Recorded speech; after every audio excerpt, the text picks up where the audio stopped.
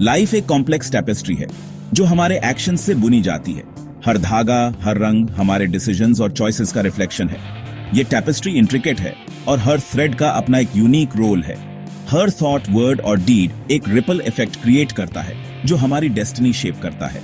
जैसे पानी में एक छोटा सा कंकड़ फेंकने से लहरें बनती हैं, वैसे ही हमारे छोटे छोटे एक्शंस भी बड़े परिणाम ला सकते हैं। ये रिपल्स दूर तक फैलते हैं और कई बार हम उनके इम्पैक्ट को समझ भी नहीं पाते। यही कर्म का एसेंस है, एक्शन और रिएक्शन का लॉ।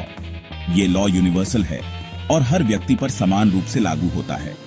जैसे स्केल्स ऑफ जस्टिस हमेशा बैलेंस में रहते हैं, वैसे ही कर्म का लॉ भी बैलेंस मेंटेन करता है। जैसे आम का बीज बोने से आम ही मिलता है, वैसे ही हमारे एक्शंस हमारे एक्सपीरियंसेस डिटरमिन करते हैं। अच्छे कर्म अच्छे परिणाम, बुरे कर्म अनप्लेजेंट आउटकम्स। ये एक सिंपल येट प्रोफाउंड प्रिंसिपल है जो हमें हमारे एक्शंस के कॉन्सिक्वेंसेस के बारे में सोचने पर मजबूर करता है। कर्म पनिशमेंट या रिवॉर्ड का सिस्टम नहीं है, बल्कि एक न्यूट्रल फोर्स है जो हमारे एवोल्यूशन को गाइड करती है। ये फोर्स हमें सिखाती है कि कैसे हम अपने एक्शंस के थ्रू ग्रो कर सकते हैं। ये हमें हमारे मिस्टेक्स से सीखने का मौका देती है और हमें बेटर ह्यूमन बीइंग्स बनने में मदद करती है। ये हमारी चॉइसेस की इको है जो एक्सपीरियंसेस के रूप में हमारे पास वापस आती है और हमें ग्रोथ और अंडरस्टैंडिंग देती है। जैसे कैनियन में गूंजती आवाज हमें हमारी ही आवाज सुनाती है, वैसे ही हमारे एक्शंस भी हमें हमारे ही एक्सपीरियंसेस के रूप में वापस मिलते हैं। हमारे प्रेजेंट सर्कमस्टेंसेस पास्ट कर्म का फल हैं और हमारे करंट एक्शंस फ्यूचर के लिए सीड्स बोते हैं। जैसे एक बीज से पौधा उगता है, वैसे ही हमारे एक्शन से हमारी फ्यूचर शेप होती है। ये एक कंटिन्यूअस साइकिल है जो कभी रुकता नहीं है। इस प्रोफाउंड लॉ को समझकर हम कॉन्शियसली अपने एक्शंस को कंट्रोल कर सकते हैं और अपनी डेस्टिनी शेप कर सकते हैं। जब हम इस लॉ को समझते हैं तो हम अपने जीवन में अधिक माइंडफुल और अवेयर हो जाते हैं। हम जानबूझकर ऐसे एक्शंस चुनते हैं जो न केवल हमारे लिए बल्कि दूसरों के लिए भी बेनिफिशियल हों। इस अंडरस्टैंडिंग के साथ हम एक बेटर वर्ल्ड क्रिएट कर सकते हैं जहां हर व्यक्ति अपने एक्शंस की रिस्पॉन्सिबिलिटी लेता है और एक पॉजिटिव इंपैक्ट डालता है। स्वर्ग और नर्क जियोग्राफिकल लोकेशंस नहीं है, बल्कि स्टेट्स ऑफ एक्सपीरियंस हैं। ये हमारे अंदर होते हैं, हमारे कर्म द्वारा शेप्ड होते हैं।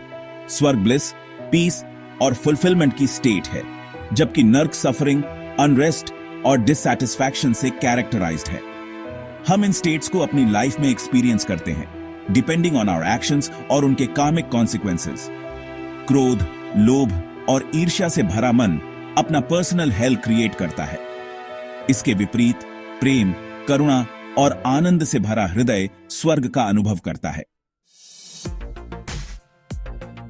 जन्म, मृत्यु और पुनर्जन्म का साइकिल, जिसे संसार कहते हैं, एक अनंत चक्र है जिसमें आत्मा बार बार जन्म लेती है और मरती है।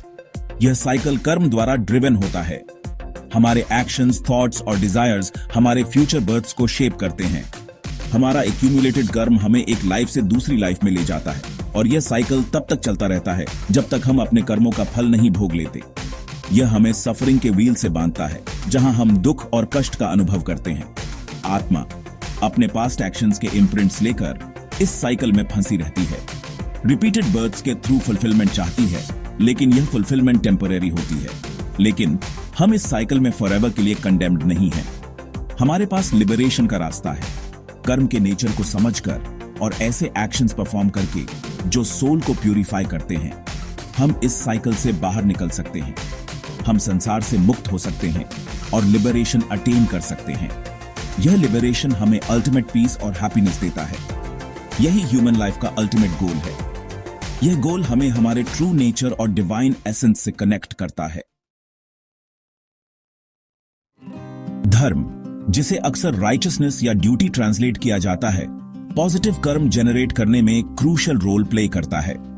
यह हमारे ट्रू नेचर के अलाइनमेंट में जीने और ह्यूमन बीइंग्स के रूप में अपनी पोटेंशियल फुलफिल करने के बारे में है।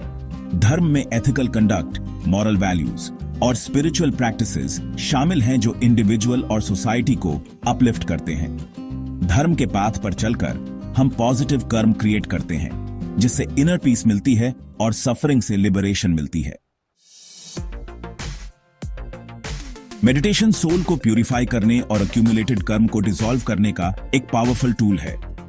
मन की इंसेसेंट चैटर को काम करके मेडिटेशन हमें अपनी इनर डेप्थ्स तक एक्सेस करने और अपने अंदर के डिवाइन सोर्स से कनेक्ट करने की अनुमति देता है। Regular meditation practice inner peace, clarity और इक्वानिमिटी कल्टीवेट करती है। यह हमें अपने ईगो की लिमिटेशंस को ट्रांसेंड करने और सभी चीजों की इंटरकनेक्टेडनेस एक्सपीरियंस करने में हेल्प करती है। मेडिटेशन के थ्रू हम अपने कर्म को प्यूरिफाई करते हैं और लिबरेशन के लिए फाउंडेशन क्रिएट करते हैं। सेवा, दूसरों की सेल्फलेस सर्विस, नेगेटिव कर्म को डिसॉल्व करने और पॉजिटिव कर्म अक्यूमुलेट करने का एक पोटेंट वे है। अपनी नीड्स से फोकस हटाकर दूसरों की नीड्स पर लगाने से हम अपने हार्ट्स को प्यूरिफाई करते हैं और गिविंग का जॉय एक्सपीरियंस करते हैं। चाहे वो किसी नेबर की हेल्प करना हो, कम्युनिटी में वॉलंटियरिंग करना हो या किसी कॉज में कंट्रीब्यूट करना हो जिसमें हम बिलीव करते हैं। सेवा हमें अपने लिमिटेड सेंस ऑफ सेल्फ को ट्रांसेंड करने और दूसरों के सफरिंग और जॉय से कनेक्ट करने की अनुमति देती है।